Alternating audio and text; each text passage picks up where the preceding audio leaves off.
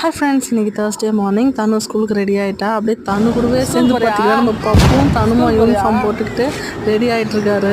School போகிறானா. So அவன் பண்ணுற அட்ராசிட்டிலாம் பாருங்கள்.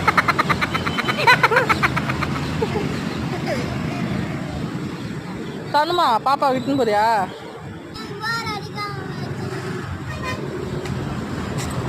போறியாடா?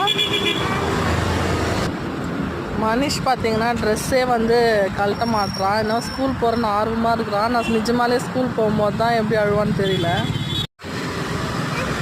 இப்போ பார்த்தீங்கன்னா பஸ் வர டைம் ஆகிடுச்சி.